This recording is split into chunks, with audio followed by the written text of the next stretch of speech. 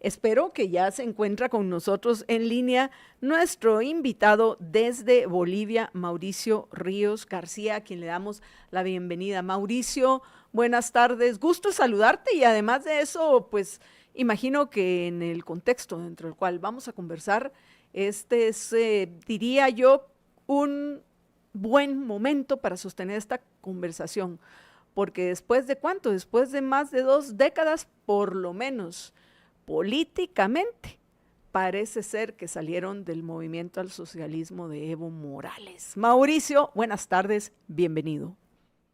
Marta Yolanda, muchas gracias. Qué gusto saludarte después de tanto tiempo. Siempre encantado de estar en contacto con mi amada Guatemala. Y ojalá pudiera volver lo antes posible. Me encanta Guatemala. ¿Cómo estás tú? Nosotros bien, aquí viendo qué podemos aprender, qué lecciones les han dejado a los bolivianos estos 2 décadas, casi 2 décadas del MAS en Bolivia. No significa que en las 2 décadas hayan estado frente al gobierno, pero entiendo que desde el 2005 aproximadamente es cuando Evo Morales empieza a adquirir poder. ¿Estoy en lo correcto?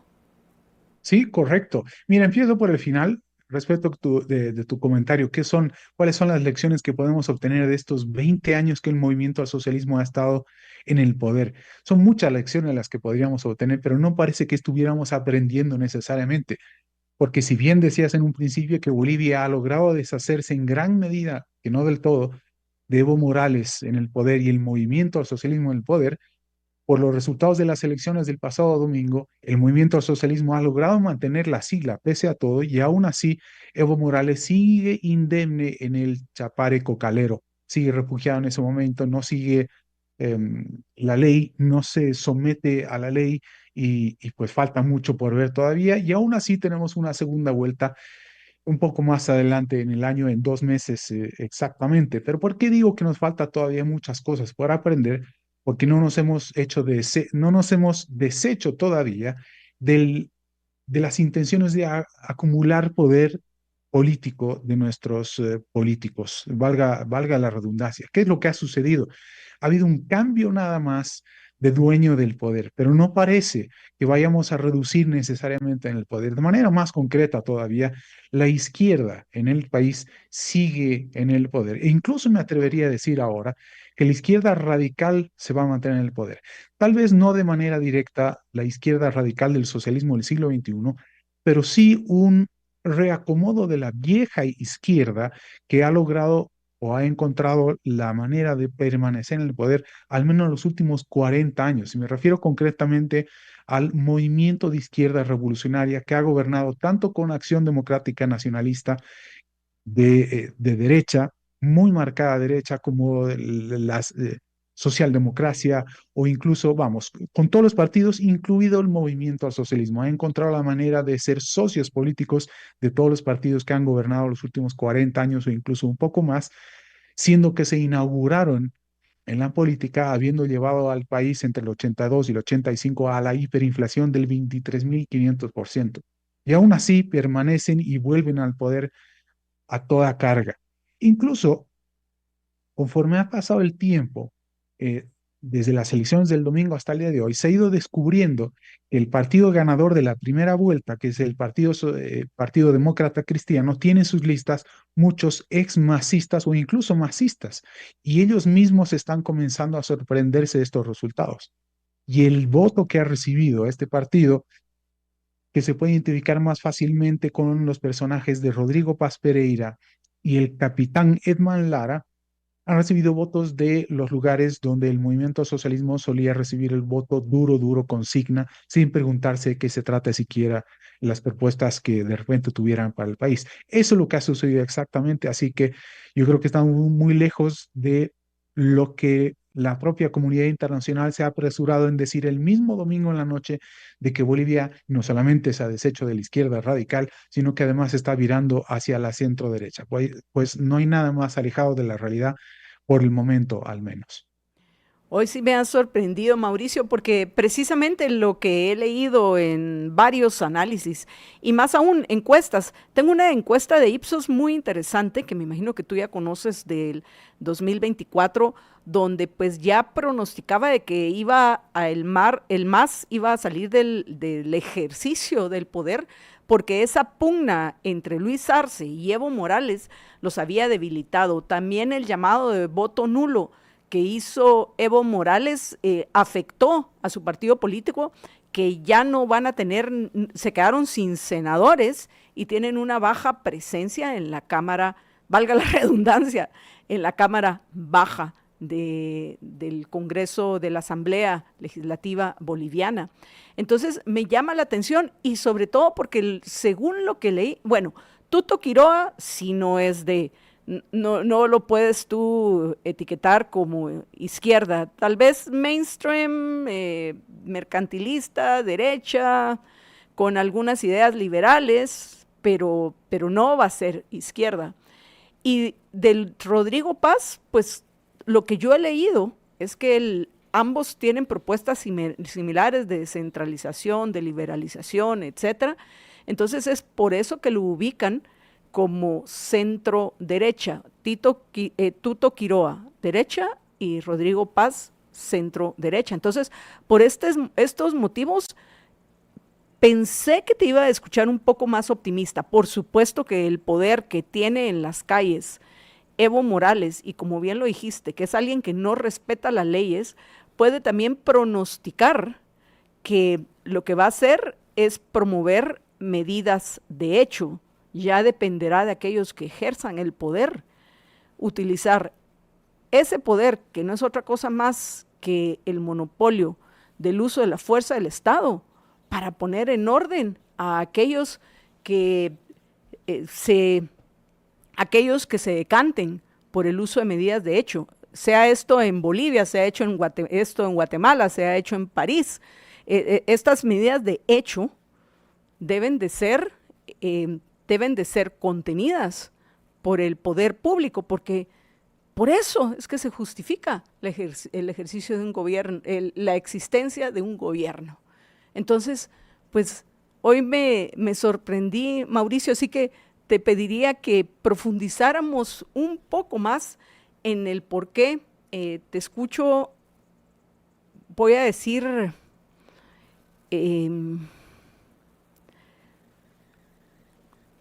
demasiado cauto en lo que respecta a la salida del ejercicio del poder, pues porque, de nuevo, ya no tienen ni un senador, no van a tener ni un senador.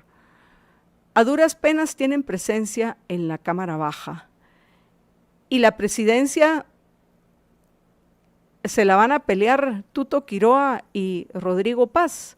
¿Y qué piensas que pueda pasar en la segunda vuelta? Rodrigo Paz pasó en primer lugar, pero con una pequeña diferencia con Tuto Quiroga.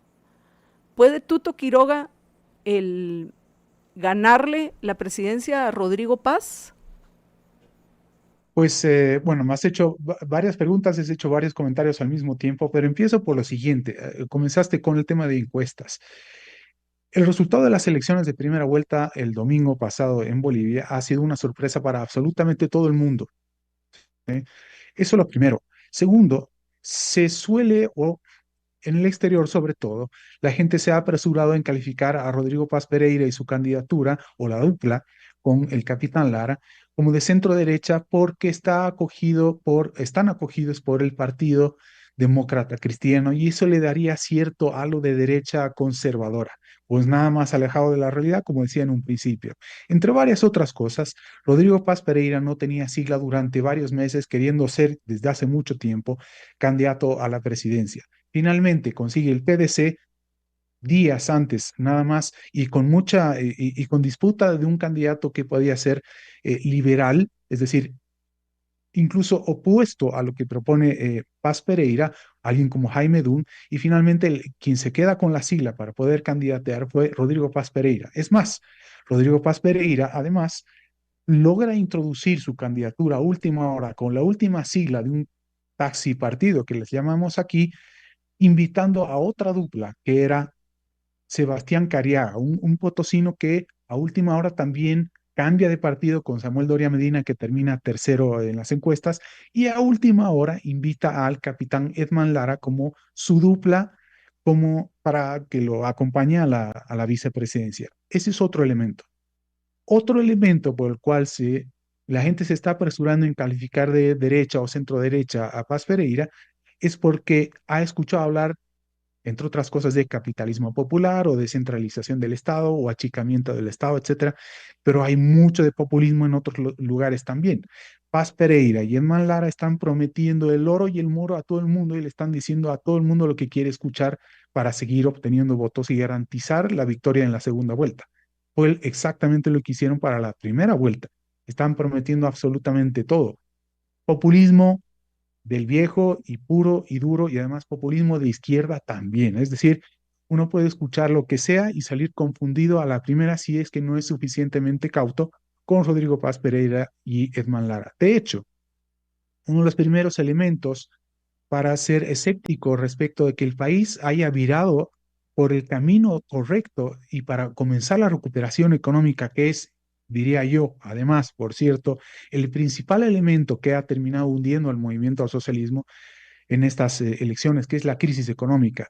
Paz Pereira y Edman Lara no tienen la menor idea de cómo van a solucionar la crisis económica y están prometiendo absolutamente todo. De hecho, Paz Pereira ha reconocido en más de una entrevista, primero, no haber hecho él o no haber intervenido directamente siquiera en la elaboración del plan de gobierno y sus propuestas, y es más, no solamente que no lo ha hecho él, sino que no lo conoce, no conoce su propio plan de gobierno y están improvisando sobre la marcha.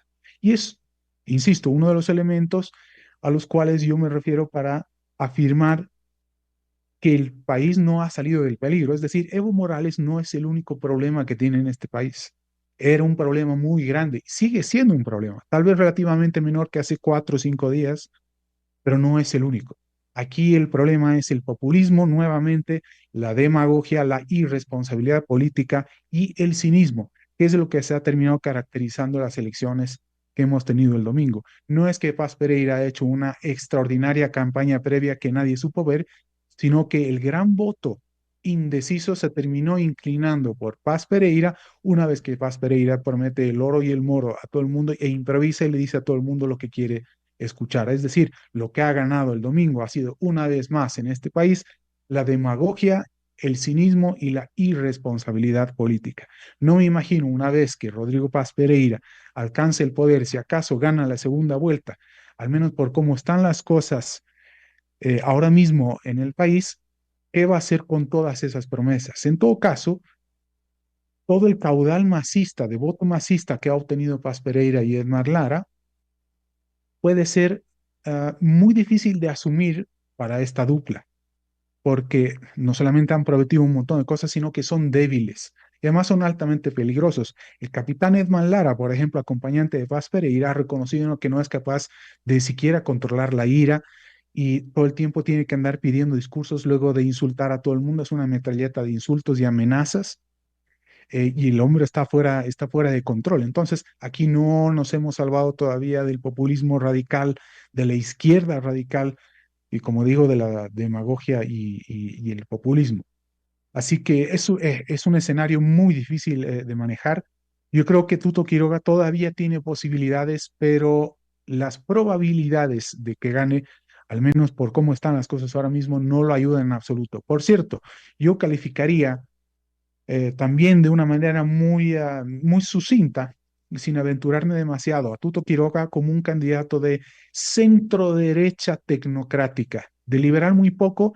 Y si escuchamos hablar tanto a Tuto Quiroga como a Paz Pereira de algo de liberalismo, pues tienen poco ambos. Tuto Quiroga es mucho más keynesiano, mucho más interventor, cree realmente en la fuerza del Estado sobre la economía, la guía, la regulación. Y por el otro lado, Paz Pereira ni siquiera tiene una doctrina filosófico-política marcada que pueda defender, más que con arengas que hacen recuerdo al propio Che Guevara cuando se enteró de los resultados de las elecciones el domingo en la noche, dijo hasta la victoria siempre, para que se den una idea. Entonces, eso de derecha o centro derecha tiene poco o nada, pero es el escenario en el que ahora está sumergido el país y vamos a ver todavía qué sucede en los 2 meses que quedan para la segunda vuelta. Bueno, entiendo por tu comentario que de las dos opciones, la que tal vez sería la menos peor es Tuto Quiroa. ¿Entendí correctamente? Correcto, así es. Ahora, lo que quiero es enseñarte, no me refería yo a las encuestas de cómo iban a votar los bolivianos. Yo ya de tiempo atrás he dejado de creer en esas encuestas porque rara vez le pegan, sino una que hizo Ipsos acerca de la visión de los bolivianos de cómo estaban las cosas. Por favor, Alex, en la presentación que tenemos en PowerPoint de esta encuesta, busca la que dice dirección de las cosas en el país. Entonces, esta que mientras nos pone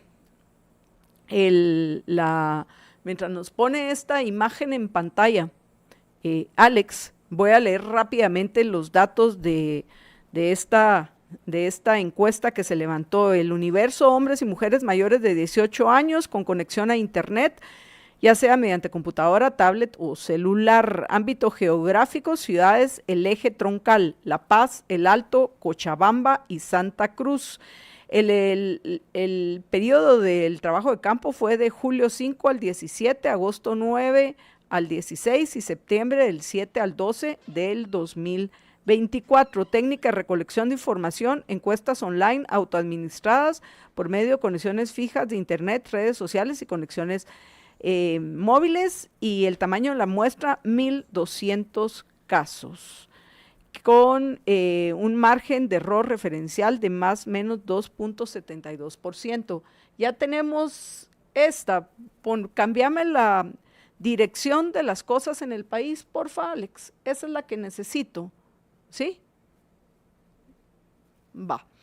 Lo que llama la atención es la evaluación de estos que la mayoría, de una forma abrumadora, de los que participaron en esta encuesta consideraban que la dirección de las cosas en Bolivia eran incorrectas. O sea, es una encuesta que podemos decir era un rechazo ya al gobierno del MAS, ¿no? Entonces, quisiera escuchar tu opinión en lo que respecta a los resultados. No la vamos a ver en detalle, pero por lo menos sí los resultados de esta encuesta. Creo que la más importante, cuando finalmente, ahí está, la más importante, ¿la estás viendo, Mauricio? La Sí, la más veo. importante es esta que habla del total, porque luego lo ponen específicamente para La Paz, El Alto, Cochabamba y Santa Cruz, pero el total, mira, además de eso, la diferencia creciente entre la dirección incorrecta y la dirección correcta del país. ¿Qué piensas de esta información? Bueno, como decía más temprano, uno de los principales motivos por los cuales el movimiento al socialismo se ha hundido, probablemente sea porque el país para empezar, comenzó a desacelerarse económicamente ya desde el 2013. Y a partir del 2013, en vez de comenzar a solucionar nuestros problemas de manera gradual, mientras había margen para hacerlo gradualmente, el país decidió optar, en vez de un plan B, decidió reforzar el plan A, es decir, seguir cometiendo los mismos errores que nos estaban llevando primero a la desaceleración y luego a la crisis que estamos viviendo hoy día. Teníamos una serie de problemas muy grandes desde hace mucho tiempo, como el problema de la justicia y la falta de Estado de Derecho, un montón de cosas, pero finalmente lo que ha terminado derribando al movimiento al socialismo ha sido el abuso de poder por un lado, pero por sobre todas las cosas lo que estamos viviendo ahora de manera ya crítica, que es una crisis energética que se agrava conforme pasa el tiempo y que amenaza con ser muy dura por lo menos en los próximos 2 años. Me refiero concretamente a la escasez de combustibles, tanto de diésel como de gasolina, la capacidad de producción de la petrolera estatal YPFB, que no puede producir ya gas, Para que te des una idea, el movimiento socialismo en el 2005 recibió 27 TCFs de gas y ahora tiene menos de 3 TCFs. Es decir, ya ni siquiera tenemos la capacidad de exportar que teníamos a la Argentina y al Brasil, y de lo cual el Estado vivía para poder financiar sus extraordinarios niveles de gasto público. Entonces ya en ese momento se podía evidenciar que el problema era de exceso de gasto público y no de falta de ingresos, y al mismo tiempo el hecho de que el Estado hubiera decidido estatizar, valga la redundancia, el principal recurso del cual vivía el país en ese momento, que eran los hidrocarburos y demás, más concretamente el gas.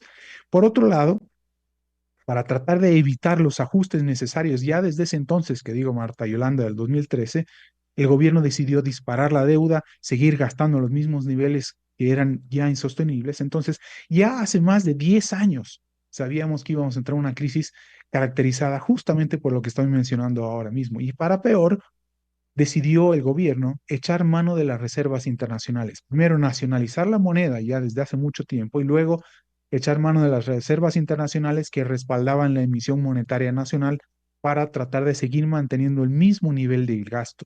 Entonces, esta ha sido una combinación explosiva para llevarnos a una crisis tan severa que el gobierno actual de Arce Catacora no ha sabido manejar, y no solamente que no ha sabido manejar, sino que la ha agravado conforme ha tomado las mismas medidas desde que entró al poder hace 20 años. Es decir, extraordinariamente malo el gobierno.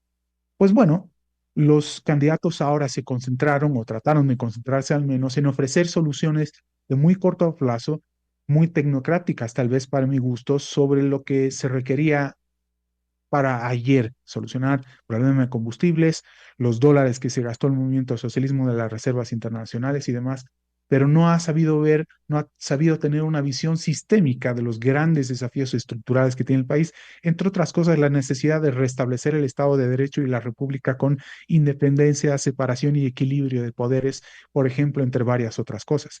Pero todo el conjunto de estos elementos, Marta y Yolanda, han terminado conformando una crisis muy difícil de asumir en el país y que, por como estamos viendo con los resultados de las elecciones del pasado domingo, pues todo apunta a que vamos a seguir en este camino de absoluta ruina, nuevamente por demagogia, por ineptitud, por conformismo, por complacencia con el conjunto de la clase política, etcétera. Pues yo creo que las encuestas que tú estás mostrando ahora mismo son muy fieles respecto a qué es lo que está sucediendo en el país, y el conjunto de la clase política, al menos por ahora, lamentablemente no está sabiendo responder y no está a la altura del gran desafío que representa. Mauricio, tenemos que terminar en un par de minutos, pero antes de eso, hay algo que a mí me sorprendió. Pongamos por favor, la gráfica del gasto en redes sociales que tuvieron los candidatos. Y pues bueno, ya desde tiempos de Obama se ha hecho mención de la importancia que tienen las redes sociales para las elecciones. Sin embargo, estamos sorprendidos. Bueno, Tuto Quiroga gastó casi 1 millón me imagino que esto quiere decir de bolívares, pero Rodrigo Bolivianos. Paz, por lo menos en Meta, no gastó ni un centavo. Digo, porque en otra gráfica que tengo aparece que gastó 200 bolívares. ¿Cómo nos puedes explicar esta información? Bueno, es que entre otras cosas, yo no puedo explicarlo realmente, pero lo que sí puedo decir es que esto es justamente algo que ilustra el gran fracaso de los estrategas, de las encuestas, de los estrategas políticos, de los directores de campaña y un largo etcétera. Son ellos los que tienen que reflexionar mucho en esta materia. Pero, sin embargo, Marta y Yolanda, en defensa al menos de las encuestadoras, mucha gente se está apresurando también en decir que Rodrigo Paz Pereira ha ganado, entre otras cosas, porque ha sabido acercarse a las provincias, ha tenido un avance territorial, ha ido puerta a puerta, ha hecho campaña desde por muchos meses con avance territorial. Pero lo que al mismo tiempo están demostrando las encuestas es que habiendo tenido durante los últimos 6 meses de campaña electoral, ha habido un voto indeciso muy grande, y lo que ha ilustrado las elecciones del domingo pasado es que ese voto indeciso ha ido casi íntegramente hacia Rodrigo Paz Pereira, pero no por indecisión, probablemente ese voto denominado indeciso haya sido voto secreto, es decir, mentira ante las encuestas. Alguna instrucción sistemática del partido dentro de la estructura del propio movimiento al socialismo y algunas otras estructuras que rodean o que son satélites del movimiento al socialismo, instruyeron simplemente no responder a las encuestadoras o no decir la verdad para saber por quién realmente terminarían votando. Y al mismo tiempo, tendría que identificar algunos graves errores que cometieron, sobre todo la última semana, los estrategas tanto Tuto Quiroga como de Samuel Doria Medina, y más aún de Doria Medina, porque Doria Medina estaba claramente apuntando a robar un poco del caudal votante que tenía el movimiento al socialismo, es decir, los masistas desencantados. Logró hacerlo, a diferencia de lo que sucedió con Carlos Mesa probablemente en 2020, Doria Medina sí logró captar cierto voto masista, pero no supo leer que la gente realmente quería otra cosa radicalmente distinta en cuanto a propuestas, en cuanto a planteamientos políticos nuevos. Y eso que Paz Pereira no es propiamente nuevo, tiene casi 25 años de experiencia en política, ha sido senador, alcalde, diputado, asambleísta, etcétera. Pero aún así, lo que ha sucedido es que han cometido tantos errores de vincularse con la vieja política que todo el mundo está rechazando, y el voto indeciso o secreto o rebelde, si tú quieres, ha terminado inclinándose de forma rebelde, insisto, por Rodrigo Paz Pereira. Aún así, me es difícil explicar, yo no voy a meterme a explicar enteramente, íntegramente el voto por Paz Pereira. Yo solamente trato de describir a partir de los votos que ha obtenido Paz Pereira lo que está sucediendo y podría suceder con lo que su candidatura y propuesta representan para el país a partir de esta semana hacia la segunda vuelta y más adelante. Mauricio, te agradezco muchísimo que has compartido hoy con nosotros en Libertópolis y me quedan un montón de preguntas y comentarios, pero ya no tengo tiempo, lamentablemente. Sin duda vamos a conversar de nuevo después del 19 de octubre, cuando ya se sepa quién va a ser el próximo presidente de Bolivia. De nuevo, Mauricio, gracias por acompañarnos y hasta la próxima. Cuenta con eso. Gracias a ti. Un saludo hasta allá. Gracias. Y bueno,